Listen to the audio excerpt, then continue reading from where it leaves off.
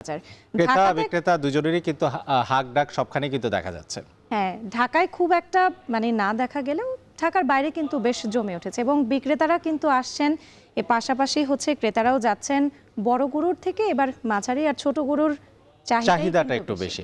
আমাদের ঢাকার বাইরের কি পরিস্থিতি সেটা জানার জন্য দুজন সহকর্মী আমাদের সঙ্গে যুক্ত হবেন। একজন হচ্ছেন বরিশাল থেকে অমিত হাসান, তিনি আমাদের সঙ্গে চরমোনাইহাট থেকে যুক্ত হচ্ছেন। আরেকজন অনিক চক্রবর্তী, তিনি যুক্ত হবেন চুয়াডাঙ্গা থেকে। আমরা শুরুতে একটু বরিশালে যেতে চাই।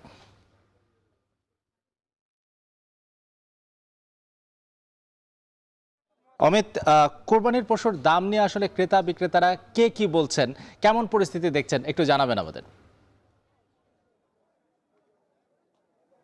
আরফিন, বরিশালে ধীরে ধীরে জমে উঠতে শুরু করেছে কোরবানির পশুর হাট। তবে ক্রেতা বিক্রেতাদের অভিযোগ ওই আগের মতোই রয়েছে।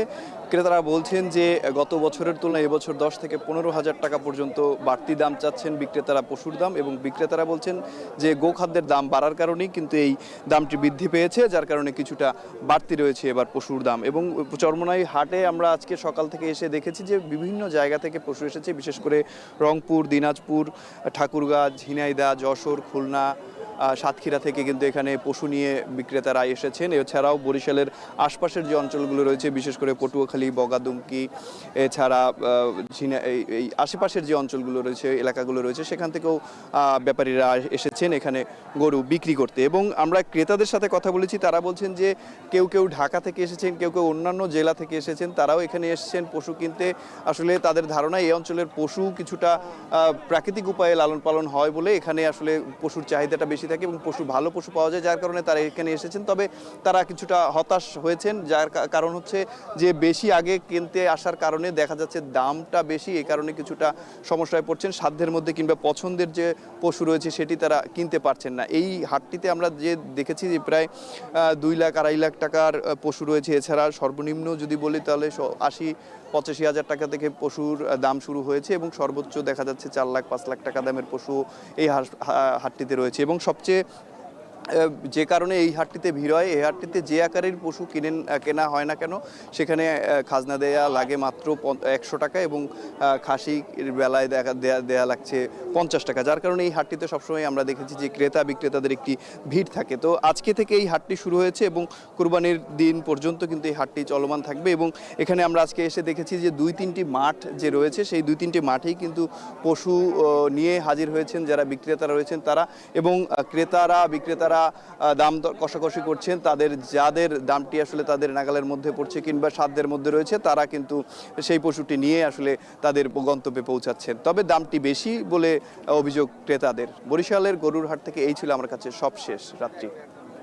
বরিশাল থেকে যুক্ত ছিলেন অমিত হাসান এবং তিনি জানাচ্ছিলেন কোরবানির পশু বেচা বিক্রির খবর। এবার একটু চুয়াডাঙ্গায় যেতে চাই অনিক চক্রবর্তীর কাছে। অনিক, আপনার ঠিক পেছনেই দেখতে পাচ্ছি কোরবানির পশুর হাট একদম জমজমাট রয়েছে, বিক্রেতারা পশু নিয়ে আসছেন। কেমন বেচা বিক্রি হচ্ছে একটু জানাবেন।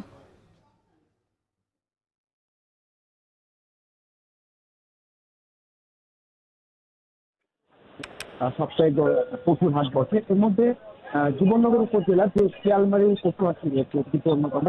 আজকে কিন্তু আমার পেছনে আপনি দেখতে পাচ্ছেন যে সকাল থেকেই কিন্তু আসলে বিভিন্ন এলাকা থেকে পশু নিয়ে এসেছে যারা সমাজরা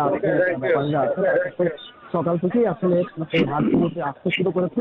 যারা যত পারবে আসলে ততই আসলে এই হাটগুলো আরো সরগরম হয়ে উঠবে। একটা তথ্য জানিয়ে রাখি রাত্রি যে এই হাটে আমি সকাল থেকে দেখেছি যে আসলে বেশি যে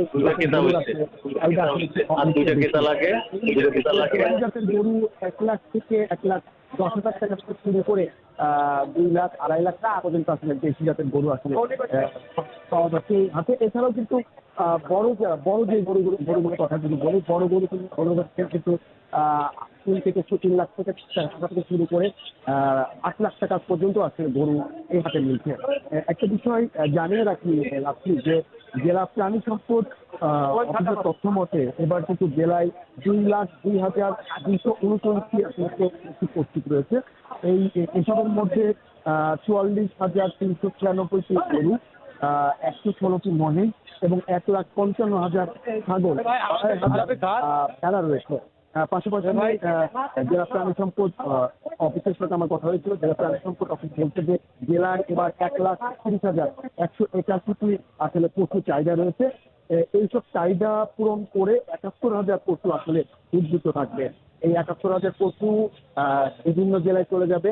বিশেষ করে কিন্তু ঢাকা, চট্টগ্রাম, রাজশাহীতে আসলে এসব পশু কিন্তু চলে যায়।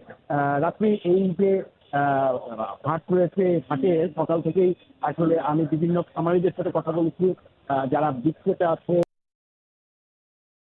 ব্যাপারীদের সাথে কথা বলেছি। হাট রয়েছে, এই হাটে সকাল থেকেই আসলে আমি বিভিন্ন খামারিদের সাথে কথা বলেছি, যারা বিক্রেতা আছে, বিশেষ করে ব্যাপারী যারা আছে, ব্যাপারীদের সাথে কথা বলেছি।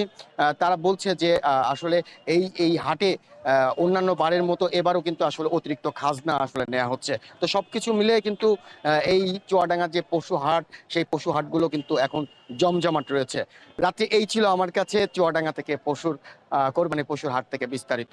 রাত্রি কোরবানির পশু হাটের বেচাবিক্রির খবর জানাতে আমাদের সঙ্গে ঢাকার বাইরে থেকে যুক্ত ছিলেন সহকর্মীরা।